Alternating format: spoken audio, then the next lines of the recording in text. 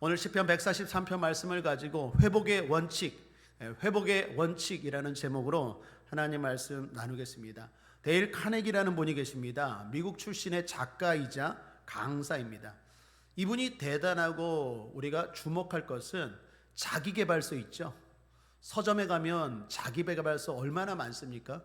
그 자기계발서라는 것을 최초로 만든 사람이 데일 카네기입니다. 이분이 대학을 졸업하고 수많은 사회생활을 거쳤습니다. 거기서 얻은 지혜로 사람들은 어떻게 자기를 개발하고 살아가야 될지에 대해서 소개했는데, 이것이 수많은 사람들에게 엄청난 반향을 일으키고 큰 영향을 끼쳤다라는 것입니다. 이 사람의 명저라고 꼽히는 책이 특별히 근심이여 안녕이라는 책이 있습니다. 거기에 보면 데일 카네기가 마네라는 부인에 대해서 이야기합니다. 남편이 사업을 하다가 부도를 맞았습니다. 하루아침에 모든 것들을 잃었습니다. 뿐만 아니라 남편은 도망자 신세가 되어서 어디로 갔는지 연락도 안 됩니다. 숨어버렸습니다. 자식들은 많은데 졸지에 부인이, 마네라는 부인이 자식들과 함께 쫓겨나게 생겼어요. 그런 상황에서 자기 아들이 학교에 가서 공부를 하는데 연필이 필요해요. 돈이 없잖아요. 문방구 가서 훔치다가 잡혔네. 학교에서 사정을 봐주는 게 아니라 퇴학을 시켜버렸어요. 도둑질했다고. 자녀들은 방황하고 도둑질하다가 퇴학당하고 가진 건 하나도 없고 살아갈 용기가 나지 않는 거예요. 그래서 마네라는 부인이 가스를 킵니다. 애들을 재우고 가스를 피우고 죽으려고 했어요. 연탄가스인지 부탄가스인지 뭔 가스인지 모르겠어요.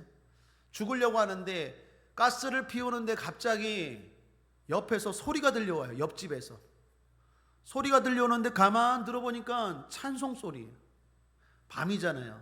재우고 가스 피우고 그 다음날 아침에 다 그냥 시신으로 발견되게 하기 위해서 했는데, 조용한 순간에 찬송 소리가 들려오는데 그 찬송 가사가 이렇습니다.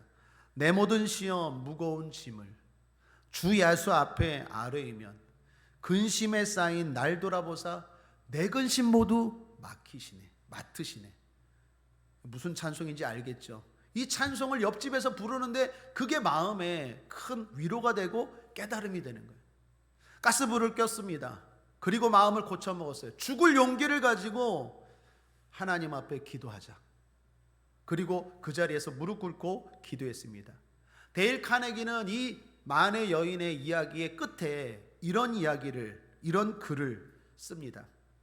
죽을 수 있는 용기를 가진 자들이여, 하나님 앞에 기도할 수 있는 용기로 바꾸어 보라. 100번의 탄식보다 한 번의 기도가 당신에게 기적을 가져다 줄 것이다. 100번의 절망보다 한 번의 주를 향한 믿음이 운명을 바꾸어 줄 것이다. 멋있지 않습니까? 모든 인생의 자기 개발은 하나님께 있습니다.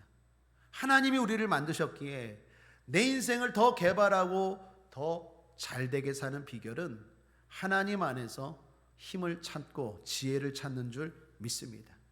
사랑 여러분, 성도에게 일어서지 못할 절망은 없습니다. 그런 의미에서 신앙인은 오뚜기입니다. 한번 따라할까요? 나는 오뚜기다.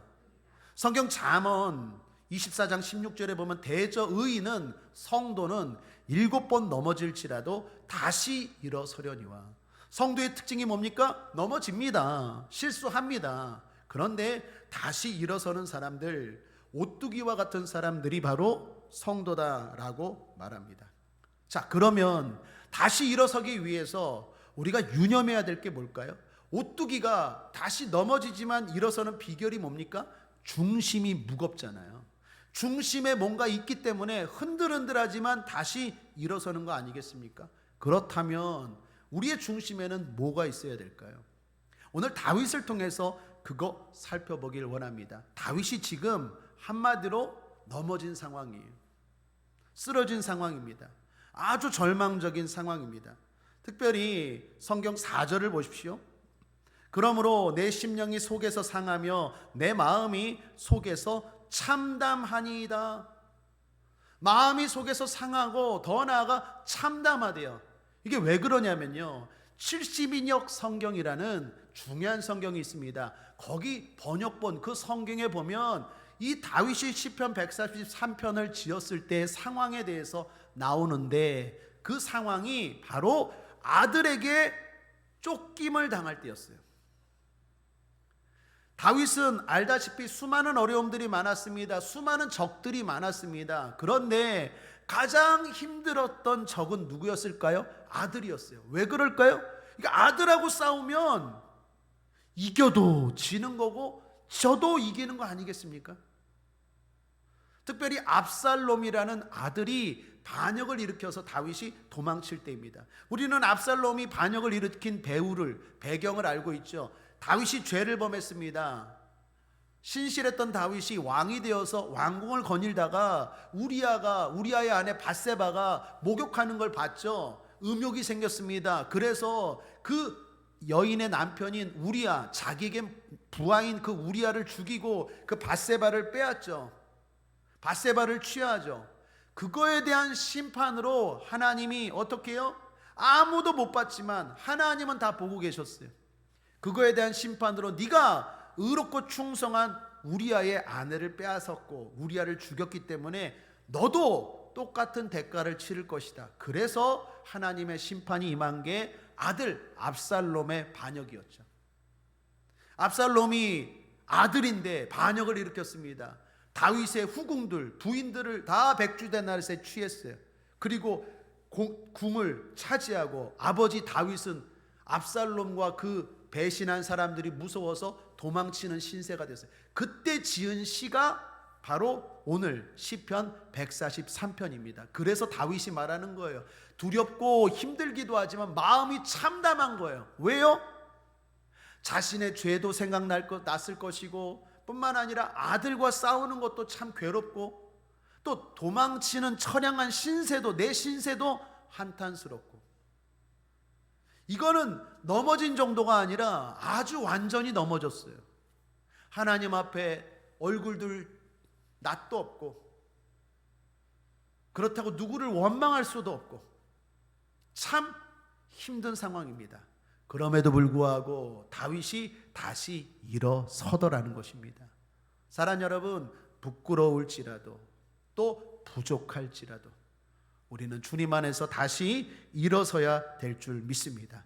자, 그러면 다윗은 이렇게 쓰러졌을 때 어떻게 회복합니까? 그 중심에 뭐가 있습니까? 세 가지를 여러분께 권면드립니다. 첫 번째, 십자가 의를 붙드십시오. 한번 가슴 위에 손을 얹고 따라하겠습니다. 나는 불의하지만 예수님은, 나와 함께 하시는 예수님은 의롭습니다. 그 예수님을 붙잡습니다. 아멘이십니까? 이거 꼭 놓치지 마십시오. 십자가 의를 붙드셔야 돼요. 여러분 2절을 보십시오. 주의 종에게 심판을 행치 마소서. 주의 목전에는 의로운 인생이 하나도 없나이다. 다윗이 지금 무슨 말을 하는 겁니까? 하나님 앞에서는 의롭다고 여기는 사람이 하나도 없지 않습니까? 제가 종종 말하죠. 여기 바퀴벌레 3마리가 지나갑니다. 바퀴벌레 지들끼리는 좀 더 깨끗한 바퀴벌레, 조금 더 더러운 바퀴벌레, 아주 더러운 바퀴벌레, 자기들끼리는 서로 비교하고 서로 잘났다고 경쟁할 수 있지만 우리가 볼 때는 어떻습니까? 다 더러운 바퀴벌레. 하나님이 우리를 보실 때도 마찬가지입니다. 하나님이 우리를 보실 때 저나 여러분이나 또한 세상 사람들이나 다 똑같아요. 마치 우리가 바퀴벌레 하면 다 더러운 것처럼. 더러운 게 문제가, 의롭지 못한 게 문제가 되는 게 무엇입니까? 의롭지 못하면 심판이 기다리고 있습니다. 세상은 공평합니다. 하나님이 세상을 다스리시기 때문에 의롭지 못하고 죄가 있으면 반드시 죄의 싹은 사망입니다. 심판입니다. 그런데 하나님이 우리를 사랑하셔서 완전히 의로우신 아들 예수님을 보내주셔서 우리를 대신해서 십자가에 못 박아 죽으셨어요. 대속해 주셨어요. 그러므로 이제는 우리가 의롭게 되는 길이 열렸습니다. 어떻게? 십자가 붙드는 거예요. 예수 붙들고 하나님 앞에 나아가는 거예요. 그래서 예수를 믿고 예수님을 고백하고 예수님을 의지하는 게 중요해요.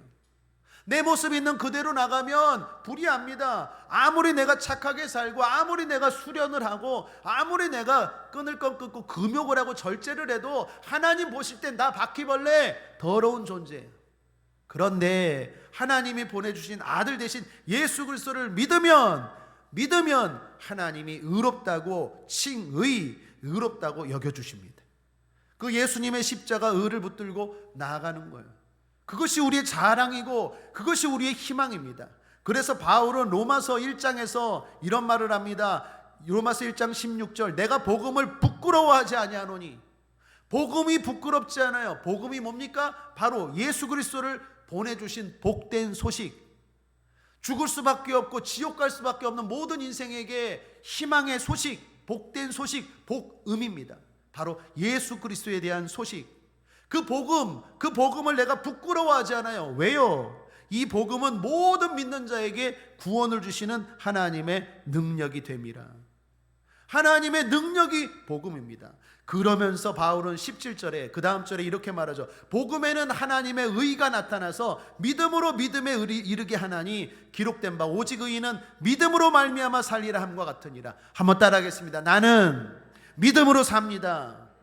그 말은 이제는 내 의로 사는 게 아니라 십자가 의, 하나님의 의가 나타난 바로 예수 그리스도 십자가 붙들고 살겠다라는 거예요. 십자가 의를 붙들고 나아갈 때 하나님이 인정해 주십니다. 마귀가 정죄하지 못합니다. 내 의를 가지고 나아가면 날마다 넘어질 수밖에 없습니다. 왜요? 완벽하지 않기 때문에. 부끄럽고 부족할수록 특별히 십자가 의를 붙들길 바랍니다. 다윗은 지금 십자가 의를 붙드는 거예요. 하나님 앞에 모든 인생, 의로운 인생이 하나도 없습니다. 저도 마찬가지입니다. 그러므로 십자가 의 붙들고 나아갑니다. 그럴 때 하나님 다시 인정하시고 회복시켜 주실 줄 믿습니다. 늘 중심에 십자가 의가 있게 되기를 주님의 이름으로 축복합니다. 두 번째, 하나님께 생각을 고정시키십시오. 5절입니다. 함께 읽어볼까요? 시작. 내가 옛날을 기억하고 주의 모든 행하신 것을 묵상하며 주의 손의 행사를 생각하고. 한번 따라하겠습니다. 기억, 생각, 묵상. 다시요. 기억, 묵상, 생각. 다 같은 말입니다. 여러분, 마음이 참담할 때, 무너졌을 때, 쓰러졌을 때 생각이 중요해요. 생각을 어떻게 하느냐에 따라서 완전히 무너질 수도 있고 다시 회복될 수도 있다라는 것입니다. 힘들수록 생각을 다스리고 마음을 다스려야 됩니다. 특별히 마귀가 우리의 생각을 공격하잖아요. 누누이 말했지만 가룟 유다가 예수님을 팔았던 비결, 팔았던 이유는 뭡니까? 생각이 마귀에게 공격당했기 때문입니다. 요한복음 13장 2절에 마귀가 벌써 시몬의 아들 가룟 유다의 마음에 예수를 팔려는 생각을 넣었더니, 가룟 유다의 마음에 생각을 넣었어요. 그래서 가룟 유다가 예수님을 팔았습니다. 그런데 더 큰 문제가 있어요. 예수님을 팔았어요. 우리도 때로는 예수님을 배반하잖아요. 예수님이 싫어하는 일을 하고 예수님 말씀대로 살지 않고 예수님 앞에 부끄러운 행동을 하잖아요. 어쩌면 우리도 날마다 예수님을 파는 사람들 아닙니까?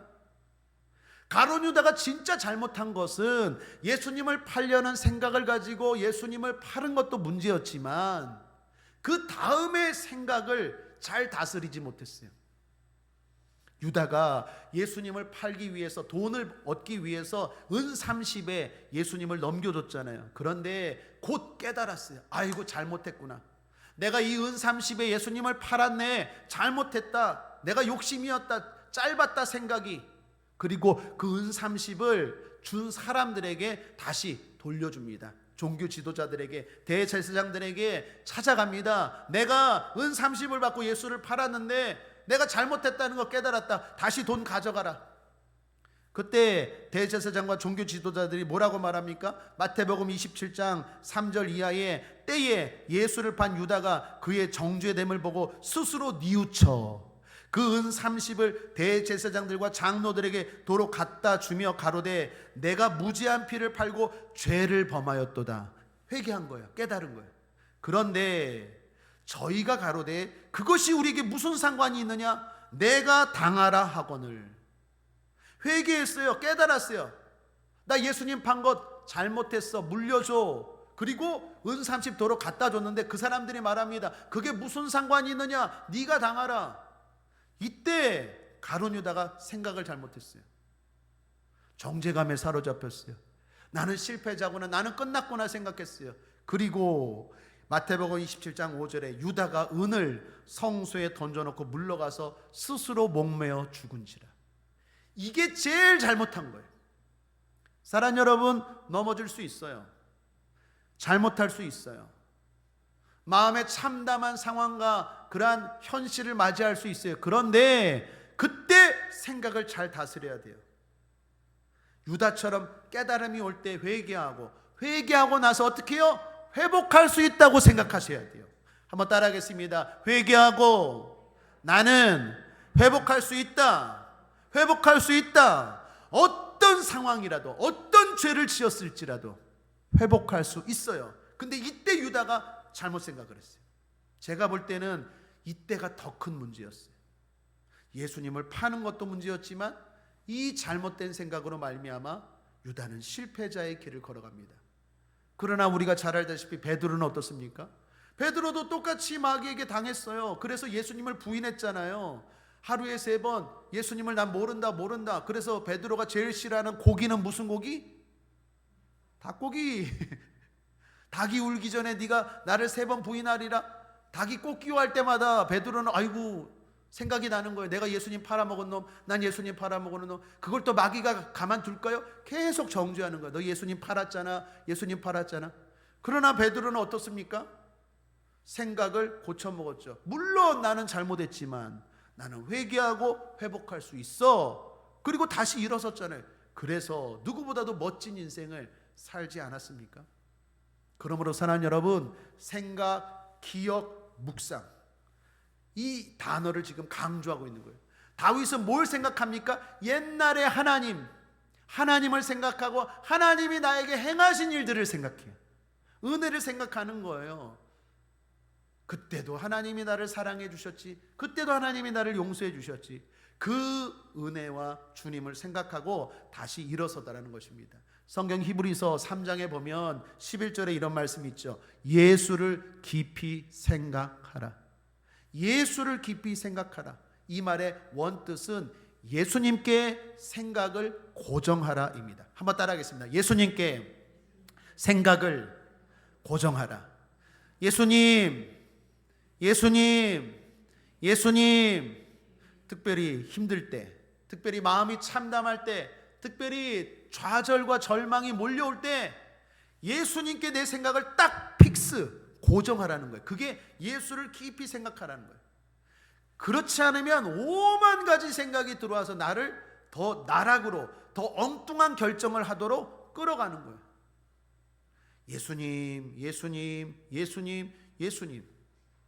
예수님께 생각을 고정하시고 다시 회복하는 저와 여러분 되길 바랍니다. 3번째, 내가 누구인지 잊지 말라입니다. 회복의 원칙 3번째입니다. 내가 누구입니까? 오늘 다윗이 말합니다. 유명한 말입니다. 12절 하반절에 나는 주의 종이니이다. 한번 따라하겠습니다. 나는 주의 종이니이다. 오늘 마지막 절, 마지막 부분입니다. 다윗이 뭐라고 말합니까? 나는 주의 종이니이다. 부끄러운 거 많습니다. 부하의 그 충성스러운 부하를 죽이고, 그리고 그 아내를 빼앗은 것 얼마나 자격지심, 정죄감이 있습니까? 부끄럽습니다. 아들과 지금 싸워야 되는 이 상황도 너무 힘듭니다. 여러 가지 내적으로 외적으로 공격이 심합니다. 그럼에도 불구하고 다윗이 다시 회복할 수 있었던 힘은 뭡니까? 그래도 나는 주의 종입니다.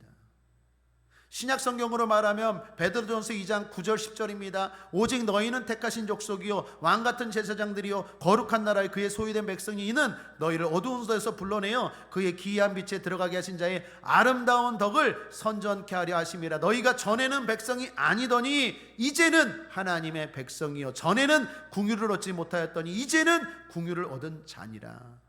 한 번만 마지막으로 가슴 위에 손을 얹고 따라하겠습니다. 이제는 주의 종입니다. 어떤 죄를 지었을지라도, 어떤 상황에 있을지라도 나는 이제 주의 종이다, 하나님의 자녀다 라는 자기 신분 의식을 잃지 않게 되길 바랍니다. 마태복음 4장에 보면 우리가 알다시피 예수님이 시험을 당합니다. 마귀가 예수님을 어떻게 시험합니까? 내가 만일 하나님의 아들이면, 네가 만일 하나님의 아들이면 이 돌로 떡을 만들어 먹어봐. 네가 만약에 하나님의 아들이면 성전 꼭대기에서 뛰어내려봐. 계속해서 흔드는 게 뭡니까? 너 정말 하나님의 아들이야? 이거 흔드는 거야, 이거. 이게 평상시에는 쉽게 물리칠 수 있는데 내가 죄를 짓고 상황이 어려워지면요, 이게 물리치기가 힘들어요. 그래, 내가 무슨 하나님의 아들이야? 내가 무슨 주의 종이야? 나 같은 게 막 스스로 그렇게 인정하게 돼요. 그래서 자멸하게 되는 거예요. 사랑하는 여러분, 잊지 마십시오. 우리가 의로운 거는 내 의가 아니라 십자가 의로 말미암아 의로운 거고, 내가 하나님의 자녀인 것은 내가 하나님의 자녀로 태어난 게 아니라 하나님이 나를 사랑하셔서 낳은 줄 믿습니다. 서희가 서명희 집사님 할아버지가 되고 싶어서 선택했나요? 아니죠. 할아버지가 아들을 낳고 아들이 서희를 낳은 거죠. 똑같아요. 하나님이 우리를 자녀 삼아 주시고 낳은 줄 믿습니다. 그러므로 내가 주의 종은 아니야, 내 마음대로 선택하는 게 아니에요. 나는 죽거나 사나 주의 종이고 하나님의 자녀고, 우리의 피는 무슨 형? 혈액형 중에 무슨 형? 왜? 무슨 형? 예수형, J형, J형. A형도 아니고 B형도 아니고 O형도 아니고 A병도 아니고 지저스 보혈 J형, J형이에요. 여러분은 무슨 띠? 무슨 띠? 돼지띠? 내가 띠, 교회에서 띠 얘기하는 사람들 보면 제일 싫다 그랬죠. 몇 살입니까 권사님? 그러면 띠 얘기를 해. 띠 얘기. 사탄아 물러갈지어다. 난 뱀이요, 넌 쥐요. 교회 안에서 왜 그런 띠 얘기를 해요? 우리는 다 예수띠. 따라하겠습니다. 예수띠. J형. 예수띠. J형. 나는 주의 종입니다. 여러분, 특별히 실패하고 마음이 참담할 때 자기 신분에 대한 정체성 꼭 놓지 않게 되길 바랍니다. 닭수리 들어보셨습니까? 닭수리. 독수리와 닭의 합성어입니다. 실제로는 독수리인데 닭 사이에서 키우면요, 닭처럼 살아간대요. 그게 닭수리래요. 자기는 원래 독수리예요. 날 수 있어, 용맹해. 근데 닭들하고 사니까 내가 닭인 줄 아나 봐. 그래갖고 닭처럼 날지도 못해. 이만한 날개를 가졌는데도. 우리가 마찬가지예요. 우리는 하나님의 자녀인 줄 믿습니다. 독수리인 줄 믿습니다. 그런데 자꾸 이 세상 사람들과 어울려 살다 보면 어느 순간 닭수리가 돼가. 닭수리. 내가 독수리 맞나? 잊어버리는 거예요. 이게 닭도 아니고 독수리도 아니고. 사랑하는 여러분, 내 정체성을 분명히 알고 힘있게 살아가게 되길 바랍니다. 어떤 글에 보니까 인삼과 산삼에 대한 글을 봤어요. 인삼과 산삼은요, DNA도 똑같고 씨도 똑같대요. 난 다른 줄 알았어요. 그런데 산에 뿌려지고 험한 데 뿌려지면 산삼이 되고, 집안에서 평안하게 기르면 인삼이 된대요. 인삼은 6년이면 딱 끝난대요. 6년근 있잖아요. 인삼 10년근 봤어요? 6년이면 최고래요. 그런데 산삼은요 15년이 걸린대요. 문제는 효력이에요. 인삼보다 산삼이 훨씬 더 좋아요. 요즘은 어느 가게나 가나 인삼 막 주더라고요. 옛날에는 인삼 되게 귀했잖아요. 지금은 뭐 어딜 가나 인삼. 산삼의 효과가, 가격도 훨씬 더 비싸대요. 성경을 보면 하나님이 우리를 인삼처럼 기르십니까? 산삼처럼 기르십니까? 산삼처럼 기르세요. 왜? 더 가치 있고 더 복된 인생 되기 위해서. 그래서 아브라함을 보십시오. 모세를 보십시오. 다윗을 보십시오. 다 험한 길을 걸어가요. 환난이 있어요. 어려움이 있어요. 문제는 다시 일어나더라는 거예요. 그래서 결국 산삼처럼 살더라는 거예요. 그러므로 사랑하는 여러분, 고난이 문제가 아니라 넘어지는 게 문제가 아니라 다시 일어나기만 하면 돼요. 그러면 결국 우리는 산삼될 줄 믿습니다. 하나님은 우리가 더 비싸고 더 강하고 복되게 살아가기를 원하십니다. 자, 말씀을 정리합니다. 회복의 원칙이라는 제목으로 은혜 나누었습니다. 오늘 주일 낮설교 제목이 뭡니까? 원칙 있는 삶이에요. 주일 낮도 그렇고 오늘도 그렇고 하나님이 우리 교회에 지금 이 시점에 주시는 말씀입니다. 원칙입니다. 원칙 있는 삶을 살아가십시오. 말씀대로 살겠다, 긍정적으로 살겠다, 하나님의 도우심을 믿겠다, 이렇게 원칙을 세우고 살아가십시오. 오늘 저녁 말씀은 그런 의미에서 회복의 원칙입니다. 넘어질 때, 잘못했을 때, 쓰러졌을 때 세 가지 원칙 잊지 마십시오. 십자가 의를 붙드십시오. 하나님께 생각을 고정하십시오. 내가 누구인지 잊지 마십시오. 기도하겠습니다. 하나님 아버지, 이 세 가지 원칙을 가지고 넘어졌을 때 다시 일어서는 우리가 되게 하여 주시옵소서. 감사드리며 예수님의 이름으로 축복하고 기도했습니다. 아멘.